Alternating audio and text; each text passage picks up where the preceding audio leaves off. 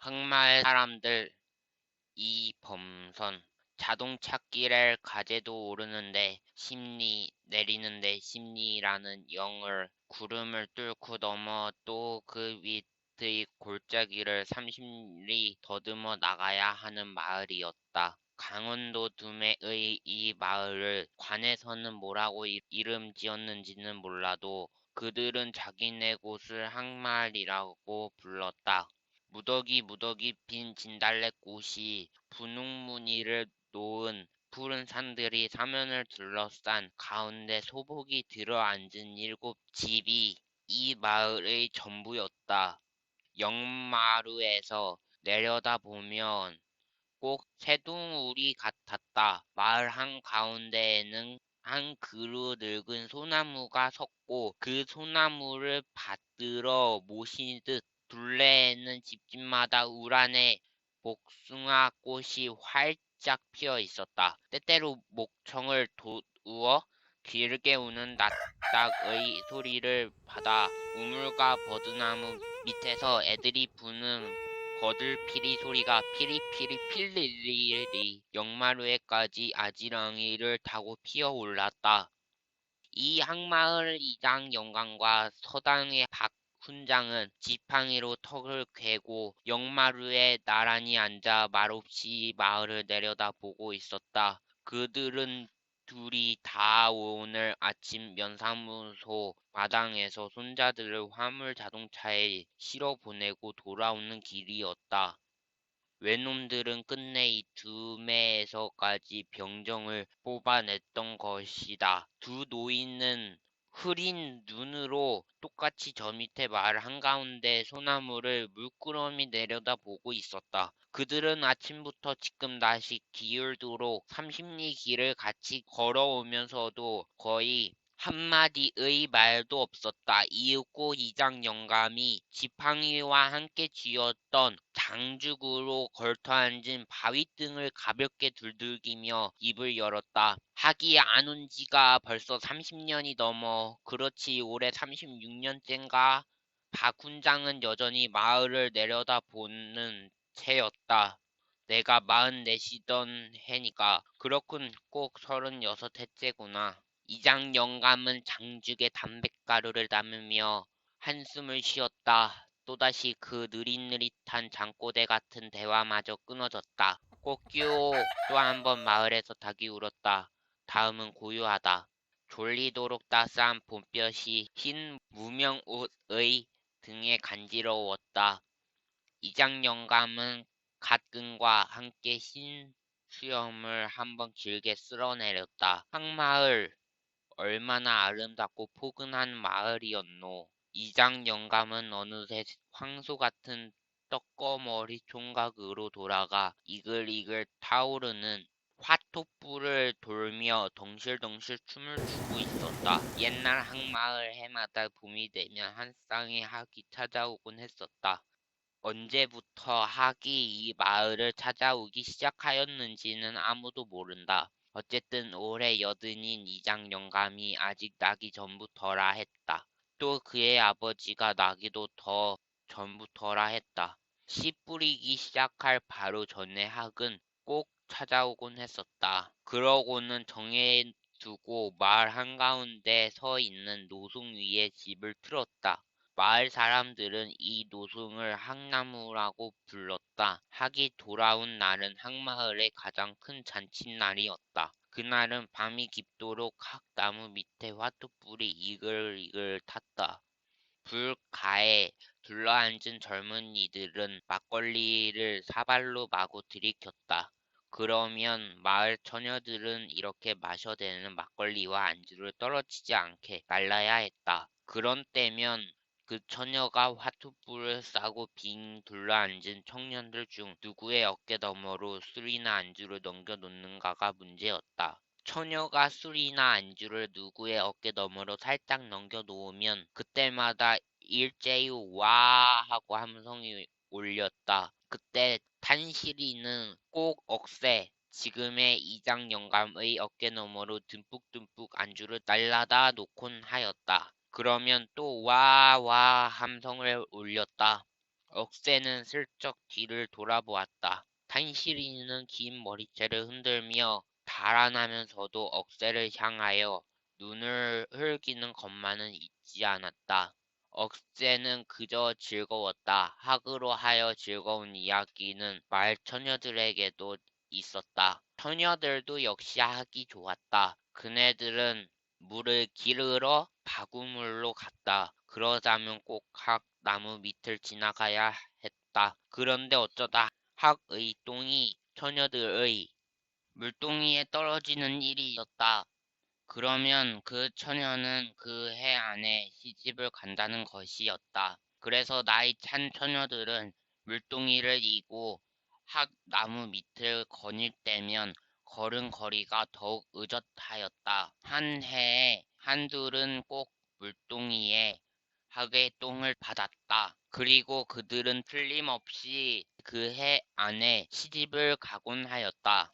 탄실이가 시집을 가던 해에도 그랬다. 물 방앗간 옆 대추나무 밑에서 자근자근 빨간 댕기를 씹으며 하기 하고 탄실이가 고개를 숙였을 때 억새는 구름 사이 으스름 달을 쳐다보았다. 탄실이는 이미 아버지가 정해놓은 곳이 있었다.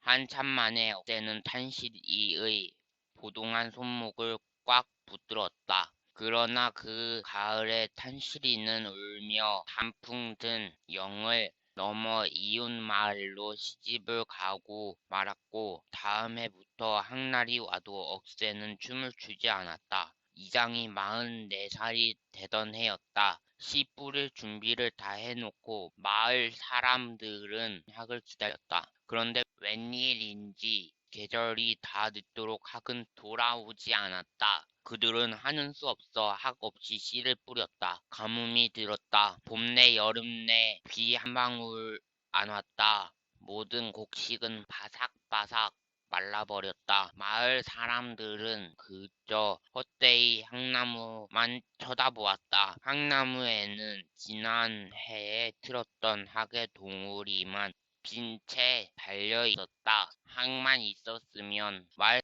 사람들은 여느 해에 그렇게도 영험하던 학의 생각이 몹시도 간절하였다.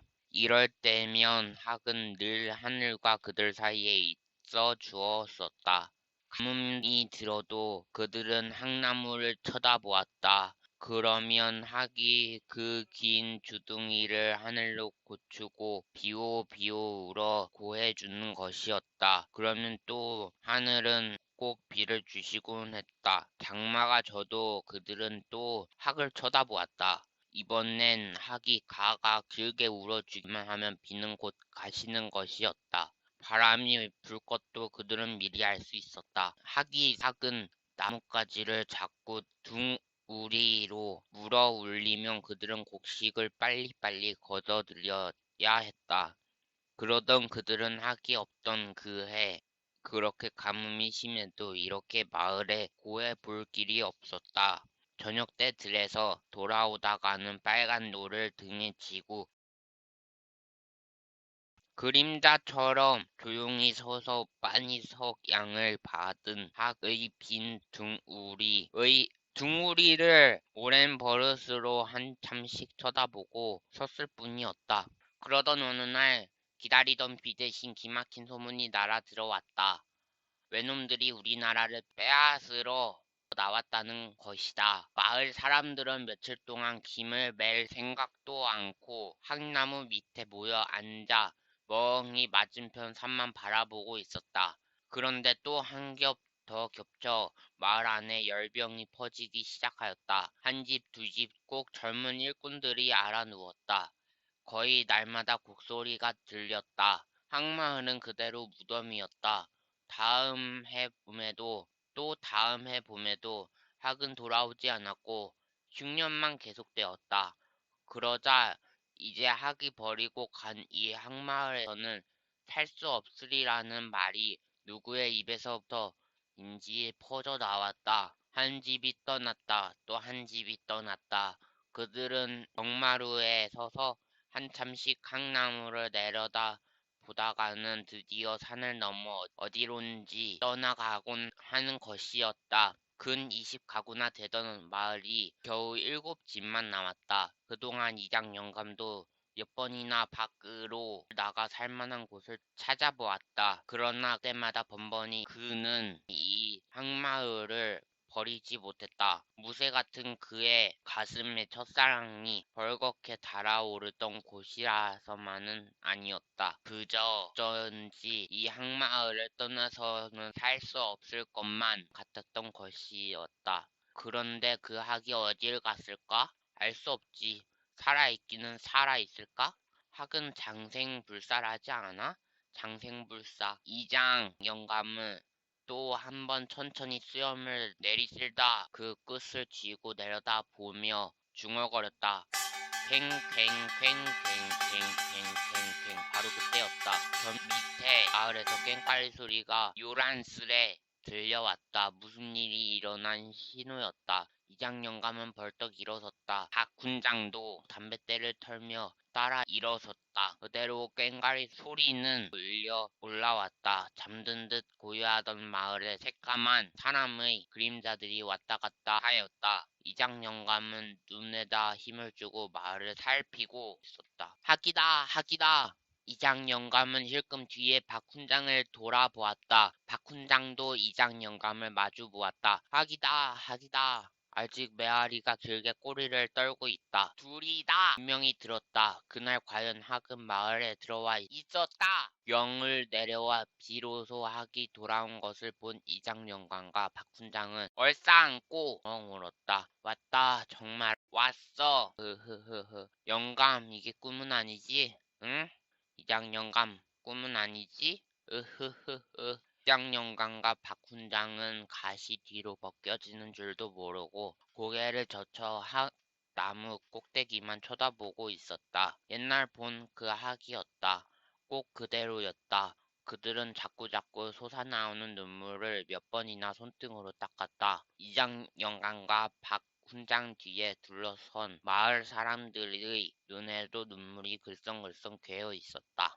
어린애들은 눈앞에 정말 살아 나타난 옛 이야기가 그저 신비스럽기만 했다. 인제 살았다. 인제 무슨 좋은 일이 생길 게다. 용하게 마을을 지켰지 참 몇십 년인고 그들은 무엇인지 모르는 대로 그저 그 어떤 커다란 희망에 가슴이 뿌듯했다. 그 학은 부지런히 집을 들기 시작하였다. 유유히 마을 안을 날아도는 학을 보면 밭에서 산에서 우물가에서 어디서든지 마을 사람들은 한참씩 일손을 멈추는 것이었다. 올 감자철이 되자 학은 먹이를 잡아 물고 오르기 시작하였다. 새끼를 깐 것이다. 이젠 또 둘만 모여 앉으면 그저 학의 새끼 이야기였다. 학이 새끼를 까면 그 해는 풍년이 든다는 것이었다. 올 감자철이 지나고 참외와 옥수수가 한창일 무렵이었다. 학의 새끼는 이제 제법 짝짝 둥우리 속에서 소리를 지르기 시작하였다. 그러다가는 어미학이 긴 주둥이 끝에 먹이를 물고 돌아와 두 날개를 위로 쓱 쳐들며 금실 가지에 와 앉으면 다투어 조그만한 주둥이를 벌리고 짝짝 목을 길게 둥우리를 밖에까지 빼내는 것이었다. 분명히 세 마리였다. 틀림없이. 풍년일 거라 했다. 가뭄도 장마도 안 들었다. 농가 밭에는 오곡이 무럭무럭 자랐다. 과연 그 해는 태풍이었다. 앞뜰에서 김매는 사람들이 노래를 부르면 뒷산에서 나무하는 애놈들이 제법 그 다음을 받아 넘겼다.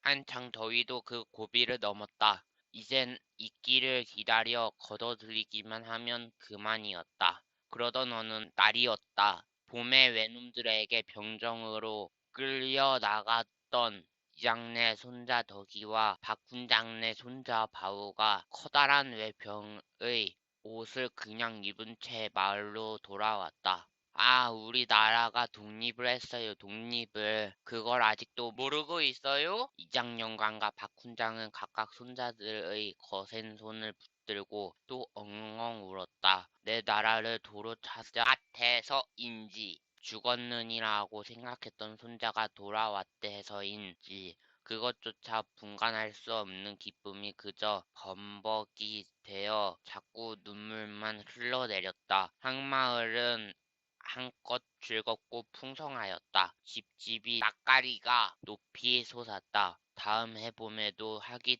돌아왔다. 3마리 새끼를 쳤다. 또 풍년이었다. 또 다음 해 봄에도 학은 왔다. 이번엔 2마리를 쳤다.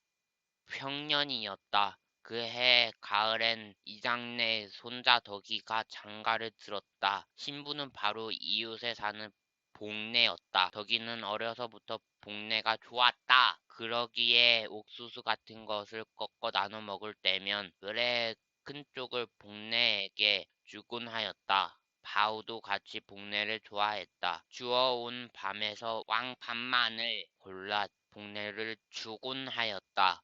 그런데 웬일인지 철이 들며부터 복내는 아주 쌀쌀해졌다. 물동이를 들고 살인문을 나오다가도 덕이를 보면 획 돌아 들어가곤 하였다. 덕이에게만 아니라 바오에게도 그런다는 것이었다. 그들은 참 이상한 애라고 웃었다. 그러던 복내의 태도가 그들의 외놈한테 끌려갔다. 다시 마을로 돌아온 뒤에는 좀 달랐다. 바우더러는 돌아왔구나 하며 웃더라는데 덕이한테는 안 그랬다. 여전히 싸늘했다. 물을 기르러 가려면 하는 수 없이 이장내 바깥 마당 항나무 밑을 지나야 하는 복내는 몇 번이나 덕이와 마주쳤다. 그럴 때면 덕이가 미처 무슨 말을 찾기도 전에 푹 고개를 수그리고 인사는커녕 쳐다도 안 보고 획 비껴 지나가 버리는 것이었다. 덕이는 이런 복내가 몹시도 섭섭했다. 그렇게 거의 2해를 지내오던 어느 날이었다. 산에 가 나무를 헤치고 내려오던 덕이는 마을 뒤 밤나무 숲속에서 복내를 만났다. 이번엔 덕이 편에서 먼저 못 본 채 고개를 수그리고 걸었다. 그런데 그가 바로 복내 코앞에까지 가도 그네는 꼼짝도 않고 서 있었다.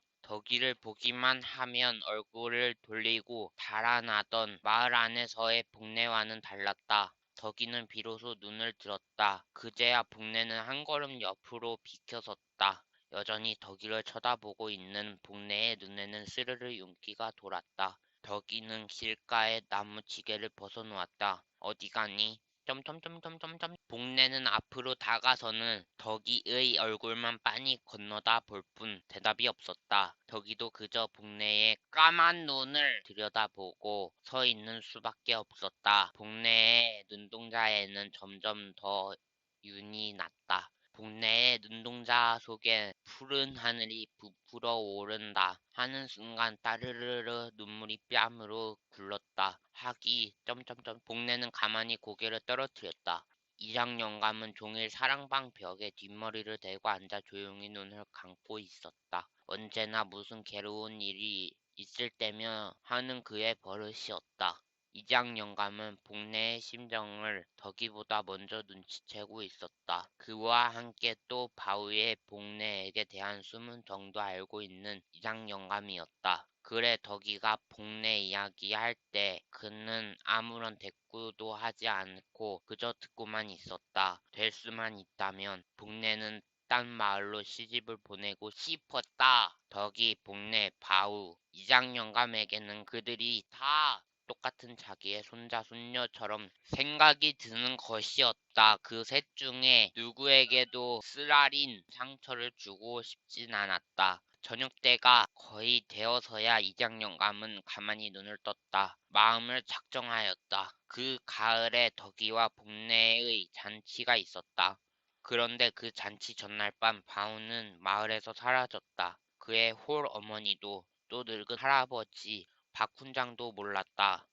그러나 이장 영감은 짐작하고 있었다. 그는 또 종일 사랑방 벽에 뒷머리를 대고 앉아 조용히 눈을 감고 있었다. 그 해에도 골짜기에 눈이 녹고 진달래가 피자 학이 찾아왔다. 예전처럼 부지런히 집을 틀고 새끼를 깠다.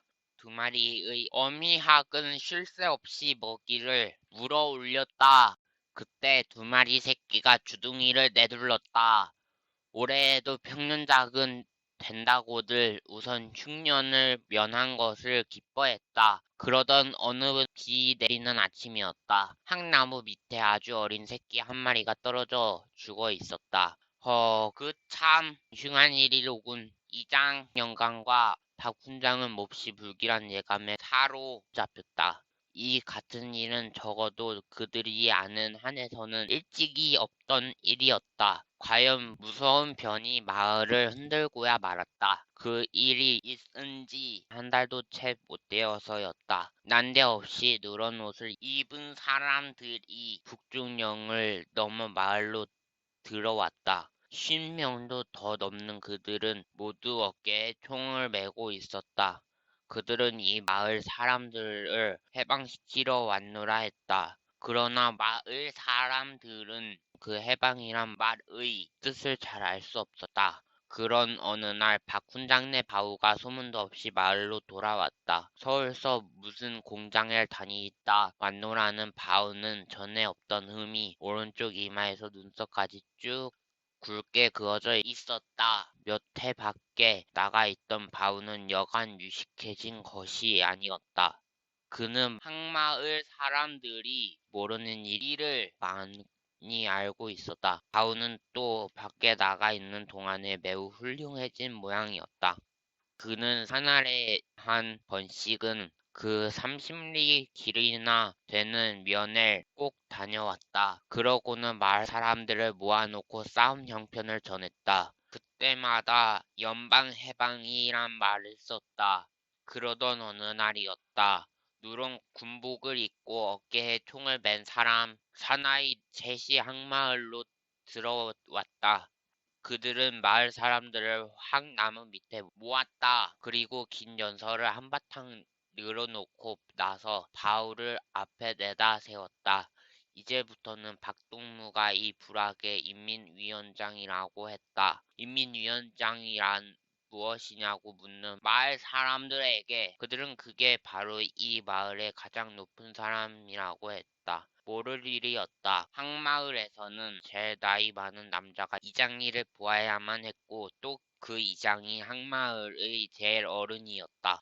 그러나 다음날부터 바우는 마을의 제일 높은 사람 행세를 정말로 하기 시작하였던 것이다. 훈장이 보다 못해 그를 붙들고 나무랐다. 바우는 낯을 잔뜩 찌푸렸다. 할아버진 아무것도 모르니 제발 좀 가만히 계시라고 했다. 바우는 더욱 자주 면회 다녀 나왔다. 그러고는 하루에 2번씩 마을 사람들을 한 나무 모았다. 소위 회의를 한다는 것이었다. 그러나 마을 사람들은 잘 모이지를 않았다. 바우는 반동이 무언지 반동반동하고 목에 핏대를 세웠다. 그래도 마을 사람들은 잘 안 모였다.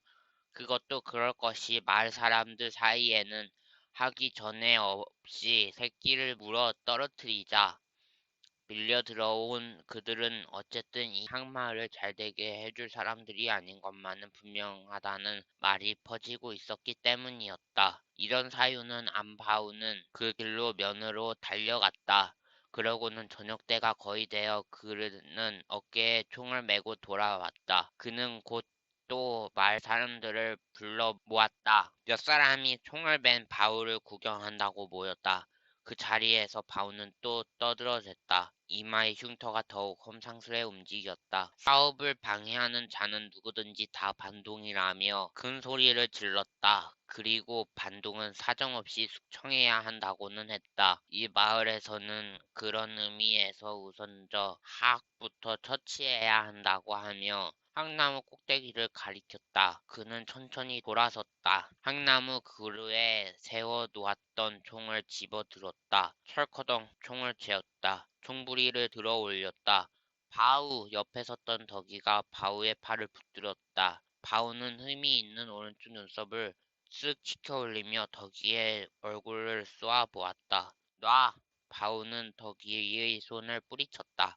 덕이는 빈 주먹을 꽉 쥐었다. 학은 2마리 다 바로 머리 위 가지에 앉아 있었다. 바우는 총을 겨누었다. 마을 사람들은 숨을 딱 멈추었다. 얼굴들이 새파래졌다. 무서운 일이었다. 그러나 누구 하나 감히 바우의 총 앞으로 나서는 사람 없었다. 타당탕 총소리가 사면의 산을 흔들었다. 학은 훌쩍 달아났다. 그러면 그렇지 하는 마을 사람들은 얼른 바우의 얼굴부터 살폈다. 그런데 어찌된 일일까? 분명히 두 마리 다 훌쩍 위로 떠오르는 것을 보았는데 펑 하는 소리와 함께 날개를 축 늘어뜨린 한 마리가 땅바닥에 떨어졌다. 마을 사람들은 정신이 아찔하였다. 아무도 말이 없었다. 그때였다. 앓고 누웠던 이장 영감이 총소리를 듣고 비틀비틀 밖으로 나왔다. 무슨 일이야? 다들 그쪽으로 돌아섰다. 여전히 아무도 말이 없었다. 이장 영감은 긴 눈썹 밑에 쑥 들어간 눈으로 한 번 휘 마을 사람들을 둘러보았다. 마침내 그는 저만큼 땅바닥에 빨래처럼 구겨 박힌 학의 주검을 보았다. 이장 영감의 여윈 볼이 실룩실룩 움직였다. 학이?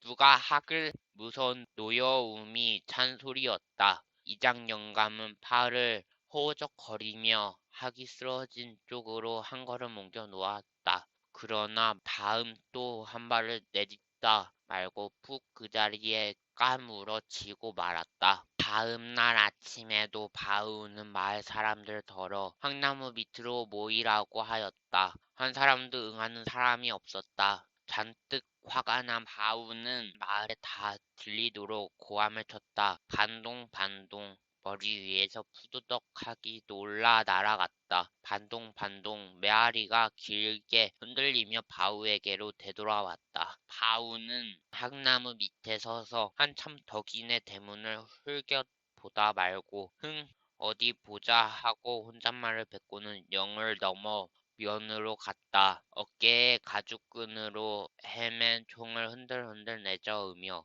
그날 바우는 마을로 돌아오지 않았다. 다음 날도 그는 안 돌아왔다. 마을 사람들은 이번에 그가 돌아오지 않은 것이 또 궁금하고 불안했다. 그렇게 바오가 다시 마을에서 사라지고 며칠이 못되어 이장 영감의 약을 지으러 장터에까지 나갔던 덕이는 새 소식을 알아가지고 돌아왔다.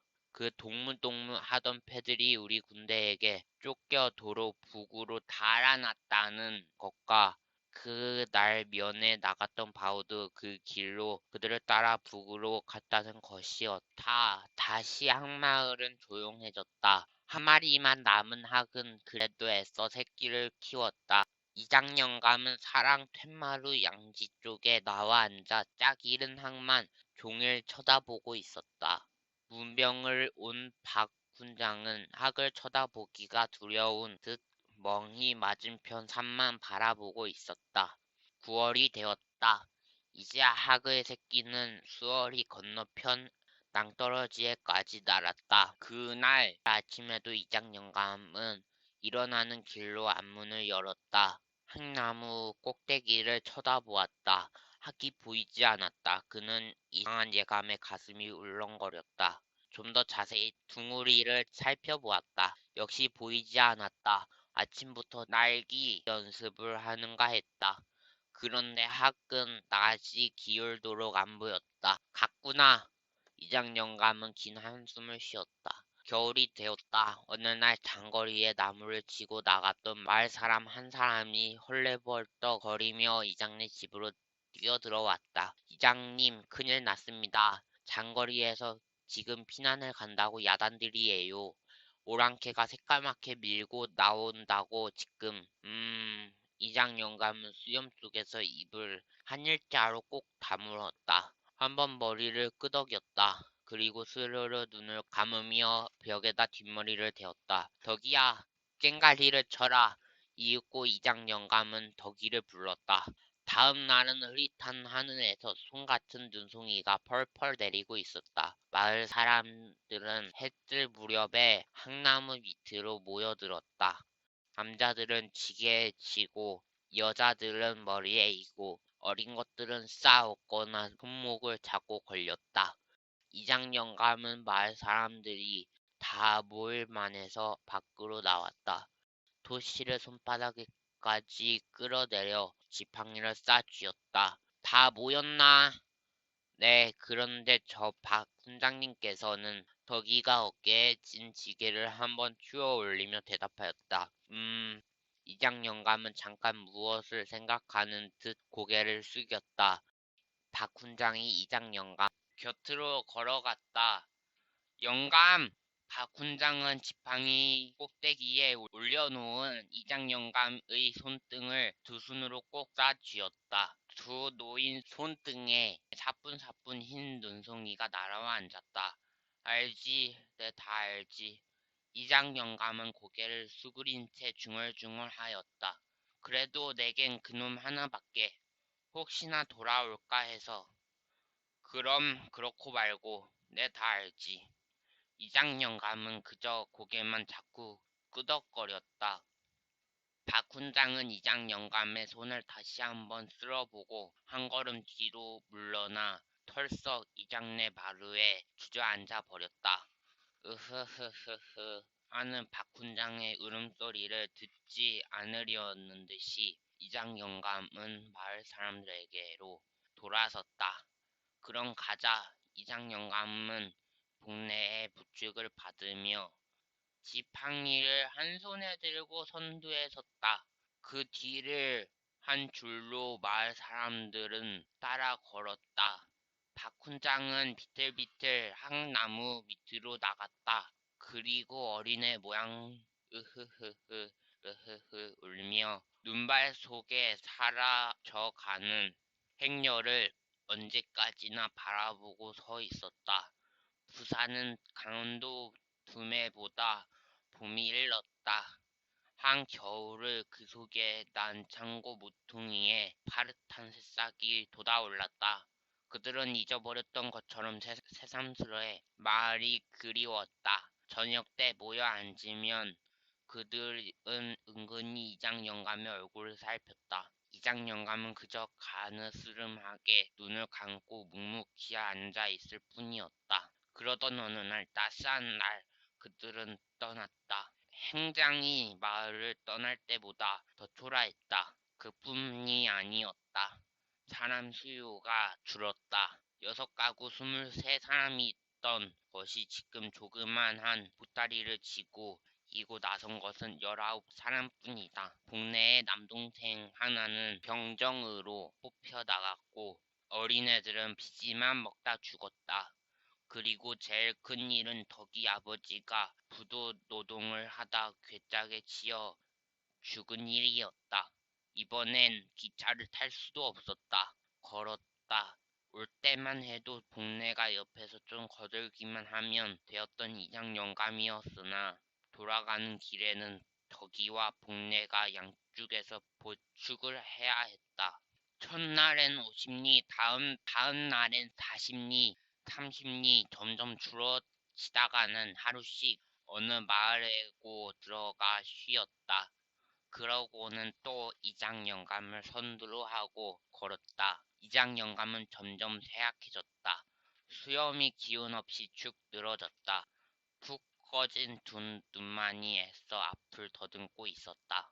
아가, 늙은 것이 공연히 널 고생시키는구나. 허허허. 길가에 앉아 쉴 때면 혼자 돌아앉아 부어 터진 발가락을 어루만지는 복내의 등을 이장 영감은 가엾게 쓸어보는 것이었다. 그러면 복내는 얼른 신을 신고 아무렇지도 않은 듯 앞으로 돌아앉는 것이었다.